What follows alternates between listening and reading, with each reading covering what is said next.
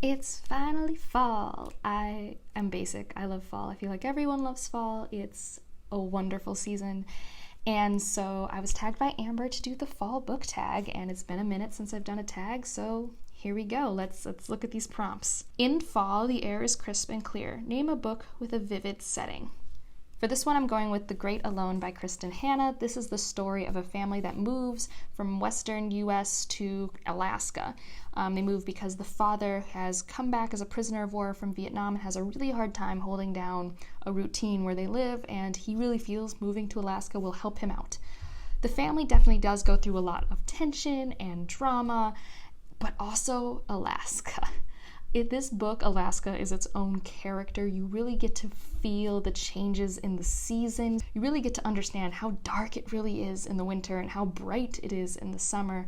I feel like you can't read that book and not feel like you've been to Alaska, or at least feel like you want to go there really badly. So that's my vivid setting. Nature is beautiful, but also dying. Name a book that is beautifully written, but also deals with heavy topics like loss or grief. This one, I'm going to go with The Nickel Boys by Colson Whitehead. I recently read this for a book club, and it's really well written, really engaging, and it's only 200 pages, but it's some of the hardest pages you will ever read because it talks about this boy, Elwood, who loves to learn, wants to go to college. He's a black boy in, I think, Tallahassee, Florida in the 60s. So this is also during the protests for that civil rights movement, and he wants to be involved with that, but he pretty much keeps his head out of anything too crazy and just goes to his job, does his schoolwork, and his plans to go to college his senior year of high school. And it all goes horribly wrong, and he ends up at the Nickel Academy, which is a reform school for boys, black and white. They are still segregated, though, and it's a horrible, horrible, horrible place.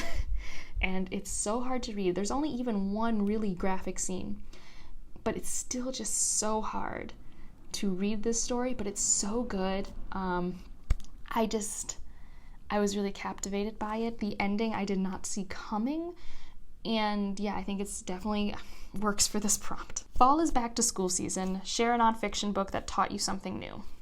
For this one, I'm going to go with Radium Girls, which is the story of the women who painted radium onto watch dials, and through their method of lip dip paint, they ingested a lot of radium. At the time, I guess they didn't know that ingesting radium would be as deadly as it was, but even as they start to learn, they ignore it for profit because capitalism, and it's so frustrating but so fascinating. And it's also interesting because you really learn that without these trials, without this research, we might not have had the safety standards required when we did other atomic research like the Manhattan Project and other research we did during the beginning decades of the Cold War. So I learned a lot. It was really unputdownable. If you remember my vlogs, always very angry when I was reading that story, and I still think about it. And I think it's also really interesting if you're not a scientist. Like, I think it's done in a very digestible way. I didn't think it went too much into the vernacular of nuclear physics, so I thought that was also really good. 4. In order to keep warm, it's good to spend some time with the people we love. Name a fictional family, household, friend group that you'd like to be a part of. This is probably recency bias, but I'm going to go with The House in the Cerulean Sea.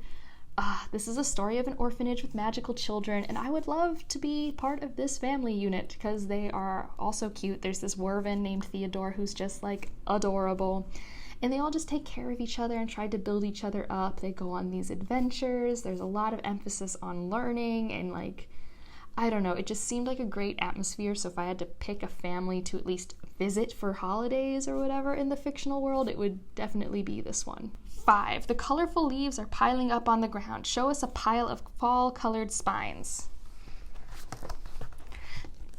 Randomly selected to show color. I thought, you have the red, yellow, and orange, and this is very Halloween, right? I'm very excited to read this one. I haven't actually read these top 3. This one, obviously, yeah, I've read.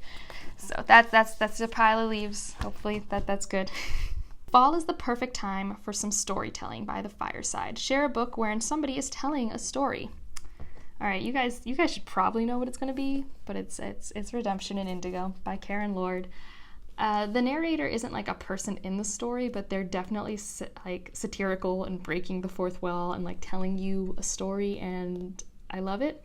I love learning about Pama and her husband, who is this huge glutton. I love that the Jambi are like, here's this chaos stick, and she has to try and be convinced by the Indigo Lord to give it back, and it's just a fun time, and I think the narrator tells the story perfectly. In a similar vein, I would say both Broken Kingdoms by N.K. Jemisin and Midnight Robber by Nalo Hopkinson have really great narrators as well. Narrators you don't necessarily appreciate until the end of the story, and then it frames the story in a whole new way, and you're like, I need to reread it. So yeah, I love a good storyteller in my books. 7. The nights are getting darker. Share a dark, creepy read. For this one, I'm going to go with Mexican Gothic because I don't read that many creepy reads, so I really don't have a large amount to choose from, but I do really like this one. It's a solid 4-star, and it's creepy. Yeah. If you're a visual reader, you will probably have some moments where you're like, oh, that was gross. It's not very gory, and it's not jump scary. It's more like the tension you get from like a 1950s thriller, like kind of a social thriller. But yeah, it's creepy. I think that, yeah, it's creepy. 8. The days are getting colder. Name a short, heartwarming read that could warm up somebody's cold and rainy day. I know that this is not original from me, but Check Please has never failed me. If I am down and sad, if I pick up this webcomic, I am so happy. Biddy is just the best. Like, they're just going to college, they're just making friends on the hockey team, they're making pies, they're falling in love. It's just so wholesome and good. In another vein, a sci-fi novella I found really heartwarming was To Be Taught If Fortunate by Becky Chambers.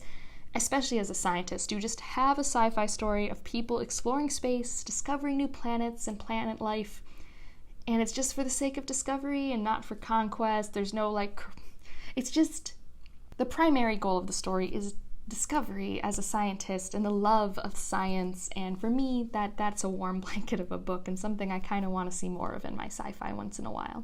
9. Fall returns every year. Name an old favorite that you'd like to return to soon. And you already saw this in my stack, but let me get it out for you guys. But this is kind of cheating because I'm currently reading it, but Words of Radiance. That's where the spine is. Yeah. And I'll put up an image. But I've been rereading this because I have been wanting to reread an old favorite for a long time, and that's what I've been doing. So, yes, second book in the Stormlight Archives. Don't really have much more to say other than that, but it is one of my favorite books ever, and I'm rereading it. And it's been wonderful to do at night when my brain just, can't. 10. Fall is the perfect time for cozy reading nights. Share your favorite cozy reading accessories. So I don't know if I have any really off the top of my head. I for sure always have a fleece blanket around, a cat if I can get one, pillows, lots of pillows. When we were moving, Ryan and our roommate were like, why so many pillows? And I'm like, I need all these pillows. It's important. Leslie gets me from the Nerdy Narrative. You should check her channel out if you haven't already. But yeah, I just soft things, warm, cozy things. I feel like I'm very basic. This isn't crazy, right? Now to tag people. I'm going to tag Michael Nip from the channel Michael Nip because fall is his favorite holiday, if you haven't heard from his Instagram and his channel updates recently. I'm also going to tag Laura from A Book Circus because she has also said how much she loves fall. It also, I think, has her birthday in it, I think she said in a recent fall anticipated release video. And I'm going to tag Judith from Dead Good Book Reviews because, I don't know, fall seems like the vibe of her channel, so go at it. And I just recently saw that Jessie May put up a bunch of decorations, so I'm going to tag Jessie May to do this fall book tag. And honestly, if you just want to, go right on ahead. In the comments, feel free to also give me any answers you want, especially for creepy books that aren't jump scare and will keep me up at night, just a good creepy atmospheric. I'd love to hear any of those. You can also just leave fall foliage or pumpkins in the comments if you're feeling like you just want me to know you're there and say hi. Otherwise, if you liked it, subscribe if you want to, and I will see you in the next one. Bye.